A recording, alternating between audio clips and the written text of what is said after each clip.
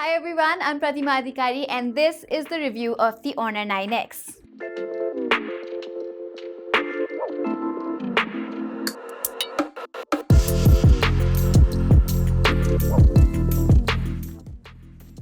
So, lately we haven't seen a lot of Honor devices launching, contrary to what we were used to seeing a couple of years ago. That's all thanks to the Huawei US controversy for sure. Which reminds me, have you guys checked out our video where we describe how Huawei is preparing for its Google-less future? Well, if you haven't, I'll link it right here. Anyways, coming back to the video, the Honor 9X I have with me is the global variant wherein you don't get the Kirin 810 or the side-mounted fingerprint scanner. So what does the Honor 9X have and how has it fared in my usage so far? Let's dig in and find out. Starting off with the design, the Honor 9X features a glass back while its frames are made of plastic. And if I recall correctly, the Honor 8X had a metal frame. But I sure do appreciate this design.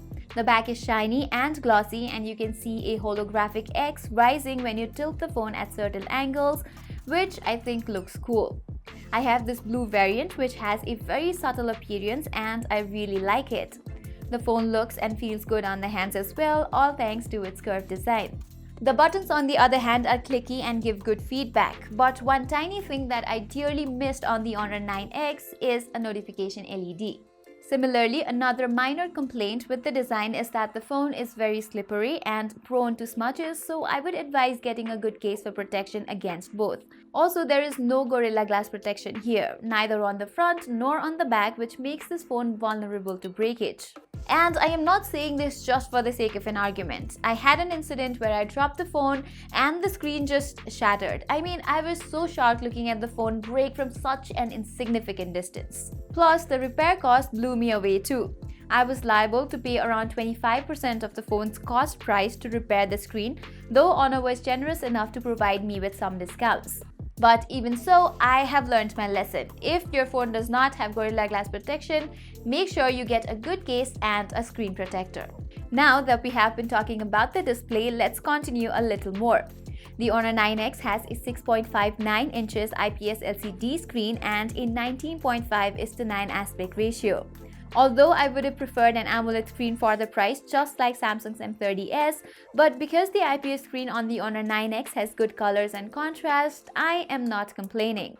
The best thing about its display is certainly the fact that it's void of any notches and you get a clean display experience. The pop-up module on the top houses the selfie camera and you can thus have all the screen area for yourself. The bezels all around are minimal too, however, the chin seems slightly more pronounced. Overall, I have to say that I like the design and display of the Honor 9X. Yes, I broke the screen once, but it was my fault as well. Nonetheless, all is good now. Okay, now I would like to jump straight to the performance, which, disclaimer, I am not a fan of. While the Redmi Note 8 Pro shines with the Helio G90T, the Honor 9X gives us the Kirin 710F. It's basically the same as the 710 and that disappoints me. The Chinese variant, on the other hand, comes with the much powerful Kirin 810, which makes me want to ask why this compromised on the global variant. Just check out its GPU benchmarks against the Redmi Note 8 Pro. We can see how nonchalantly it defeats the Kirin 710F. As for real-life usage, you can play Pubg in medium settings by default, which runs smooth enough to be playable. You can crank it to high settings and play the game in HD as well, but that would be subject to a few stutters and lags in the gameplay.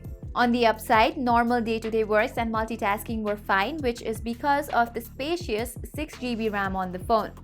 Likewise, you get 128GB of base storage with room for more if need be. While we are on the subject of performance, the Honor 9X ships with the EMUI 9.1, which I think has become slightly refined than it was before. However, I think it's still not up to the competition considering Samsung, Xiaomi, and even Realme have their software refined so beautifully. And I think EMUI needs a change in looks as well because I think we have been seeing these boxy looking icons for a long time now. By the way, this phone still runs on Android 9 Pie and rumors have it that it will receive the latest Android 10 update very soon, but after that I am not sure. Similarly, I have recently received the update for December security patch as well. Now let's move on to the cameras. You get a triple camera setup with a 48 megapixel primary lens that shoots natively at 12 megapixel. Then we have an 8 megapixel ultra wide angle lens and finally a 2 megapixel depth sensor. First, I will talk about the portrait images. The 2 megapixel depth sensor, I must admit, is a hit or a miss. Sometimes the images look good, while at the other times they're just plain bad.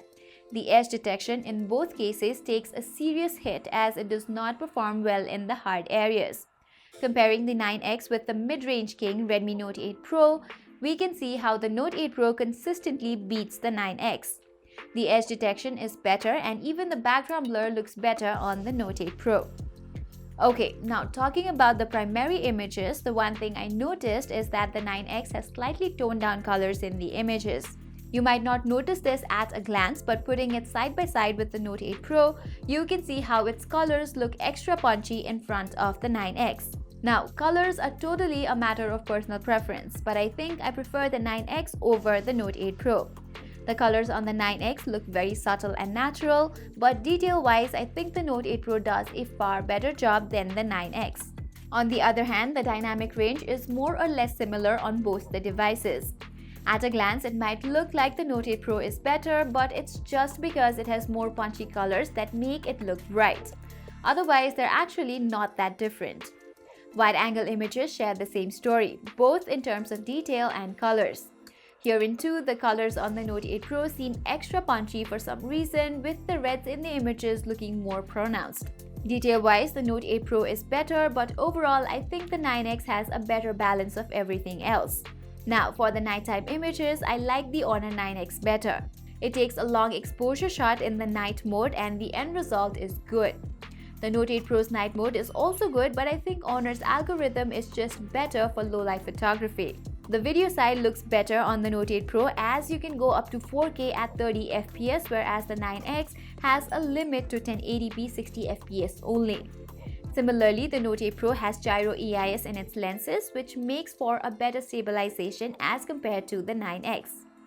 In the selfie department though, I like the Honor 9X more, and that's not because its selfie camera is extremely good.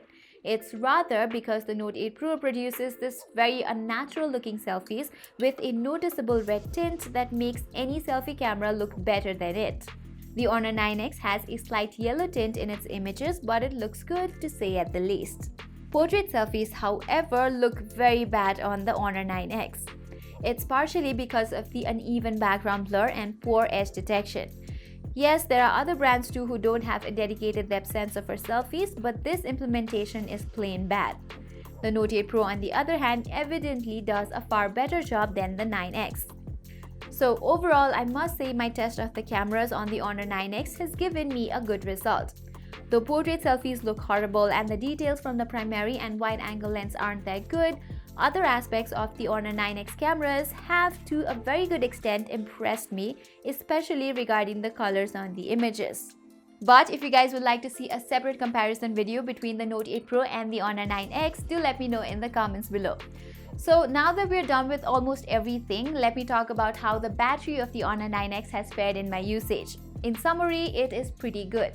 The phone's got a 4000 mAh battery, and with Honor's aggressive battery optimization, the phone can go a full day with some juice left at the end of the day on normal usage. On days that I clicked a lot of pictures with some gaming going on as well, I still got about a day use, which I think is satisfactory. But what's not satisfactory is the fact that even though the Kirin 710F supports fast charging, the Honor 9X does not. You get a 10-watt charger inside the box, and that's not even the worst part. The worst part is that even if you decide to use a fast charger, the phone won't fast charge, which is why it takes around 2.5 hours to get fully charged. Other aspects like call quality and speakers are good enough. The audio is loud for sure, but as it is with other mid-range phones, it is not very good for instrumentals. But for the price, it's okay, I guess. Likewise, the fingerprint sensor at the back is fast and accurate as what we generally get on Honor mid-range phones. You don't get a face unlock feature here, which is okay because you would have to do it via the motorized pop-up camera. So what do I make of the Honor 9X? Well, I didn't quite get the results I expected. Maybe that's because Honor has used different chipsets in the Chinese and global variants. I think this review would have turned out differently if Honor had used the Kirin 810 instead of the Kirin 710F. But keeping that aside, I think the Honor 9X is an average offering in this price range, mainly because the competition offers more. I have absolutely no complaints regarding the design or the display or even the cameras on the 9X, but aspects such as a better chipset and inclusion of fast charging is something that matters to me, which the company seems to have given very little thought to. So overall, I don't think that the Honor 9X is a bad phone, but there are definitely better options out there in the market which provide better value than the Honor 9X. So that is all for the review. Do let us know in the comments below if you want a separate comparison video of the Redmi Note 8 Pro and the Honor 9X.